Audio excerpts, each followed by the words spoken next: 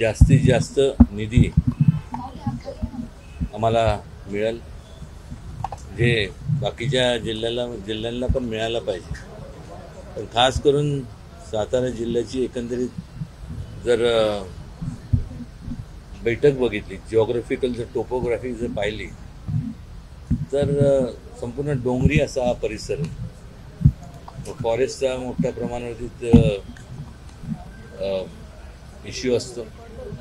बऱ्याच ठिकाणी जो दुर्गम भाग आहे तिथं लोकांना जाता येत नाही, आणि अशा बऱ्याच विषयावरची चर्चा झाली आणि त्यांनी संपूर्ण ऐकून घेतलं आणि आम्हाला जास्तीत जास्त निधी देण्याचं त्यांनी आश्वासन दिलं. म्हणजे पण देणार, मला खात्री आहे.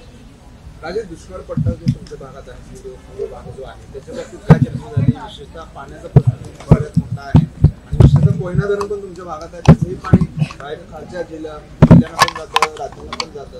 त्याच्या बाबतीत काही चर्चा झाली नाही? एक लक्षात घ्या, एवढे म्हणजे आता एक तासाभरात तर काय एवढी सगळ्या विषयाची चर्चा तर होऊ शकत नाही.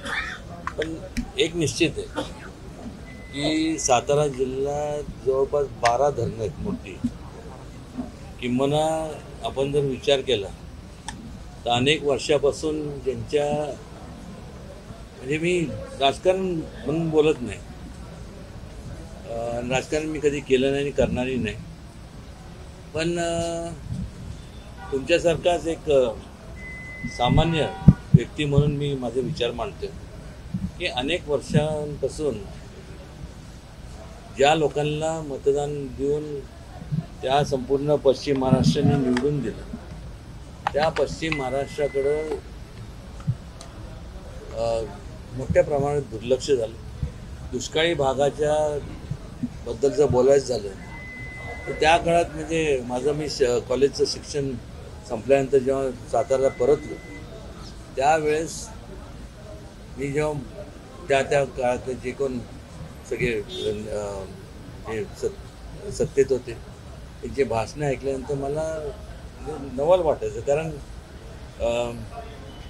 ते असं भाषणात बोललं जायचं की आम्ही दगड जरी तिथं उभा केला आणि त्याला शेंदूर फासलं तरी देखील आम्ही काय काम नाही केलं तरी ते लोक त्यांना निवडून देतील.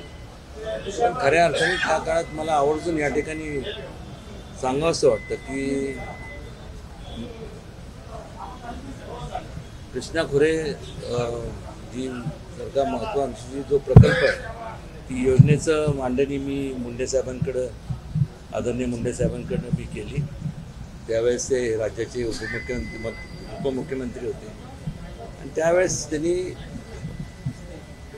मान्यता दिली. आणि त्यामुळं आज जर तुम्ही संपूर्ण दुष्काळी भागाचं त्या भागात गेला तर दुष्काळी भाग आता राहिला नाही.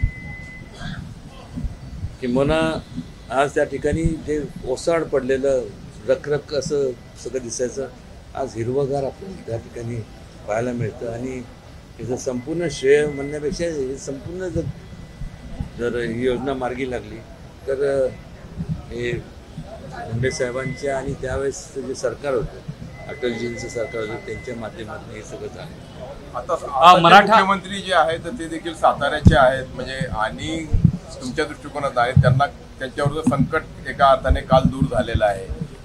जे अपात्रतेची तलवार होती, टांगती तलवार, आता संकट तलवार हे शब्द तुमच्यासाठी काही वेगळे नाहीत, पण तरी माझ्यासाठी वेगळे नाही. म्हणजे मी तुम्ही सगळ्यांनी ठरवलंय माझ्यावरती टांगती तलवार द्यायची. बोला तर त्यावरती काय प्रतिक्रिया?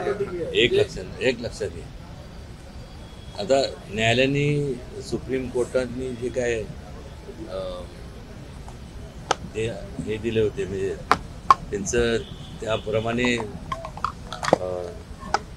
राहुल नार्वेकरांनी जे जो निकाल दिला, तर हे न्यायालयीन सगळं संपूर्ण आहे. मी काय वकील नाही, पण निश्चितपणे एकच मला वाटतं, म्हणजे ॲज अ थर्ड पर्सन, की ज्या वेळेस आपल्याला लोकांची मान्यता असते, म्हणजे कायदा एखाद्या थोडंसं बाजूला ठेवूया, लोकांची ज्यावेळेस आपल्याला ज्या लोकांना मान्यता असते त्या लोकांचा आदर केला पाहिजे.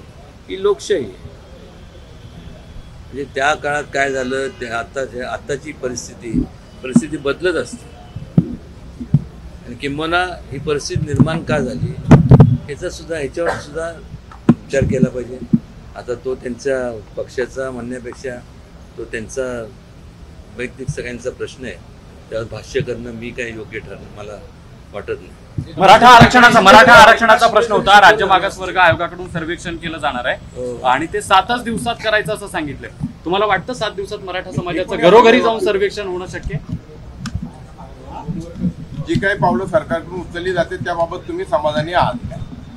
एक लक्षात घ्या की प्रत्येक वेळेस खरं तर मला जे वाटतंय म्हणण्यापेक्षा इतर राज्यांनी जसं त्यांच्या राज्य पातळीचा जो निर्णय घेतला आरक्षण वाढवायचं, महाराष्ट्र शासनाने जसं जर आरक्षण वाढवलं तर कुठलेही बाकीचे संपूर्ण जे काय इथं जातपात मानत नाही, कधी मानलं नाही, मला जात काय आणि पात काय मला माहीत नाही, पण त्या प्रकारे जर निर्णय घेतला तर हा सहज सुटण्यासारखा आहे. वास्तविक आपण जर पाहिलं तर आरक्षणाच्या बाबतीत आज लोक त्रासले कशा करताय तर आज त्यांच्या घरातले जे तरुण आहेत त्यांना ज्यावेळेस शिक्षणाकरता जावं लागतं किंवा जातात ते फीजचा जो हे ते फीज कमी आणि किंवा एक त्यांना सवलत दिली जाते. हा प्रश्न जर आरक्षणाचं एक मला वाटतं 70-72 जर केलं तर मला वाटतं हा विषय सहज सुटण्याकरता आहे. तज्ज्ञ जे मंडळी आहेत त्यांनी ह्या सगळ्यांवरती चर्चा करून त्यांच्यातनं मार्ग काढावा. 20 तारखेला जरांगे मुंबईला जाणारच म्हणतात, काय भूमिका? जरांगे पाटील एक लक्षात घ्या, जास्त दिवस जर तुम्ही घोंगडं जर भिजत ठेवलं तर ते वास मारायला लागतंच. जास्त जर दिवस तुम्ही जर एखाद्याला दुर्लक्ष दिलं तर चीड येणारच. कारण हा विषय मला विचारण्यापेक्षा ज्या लोकांनी ज्या वेळेस मंडल आयोगाचे हे संपूर्ण हे जाहीर केलं त्यावेळेस झालं असतं तर हा विषय आता उपस्थित राहिलाच नसता. एबीपी माझा, उघडा डोळे बघा नीट.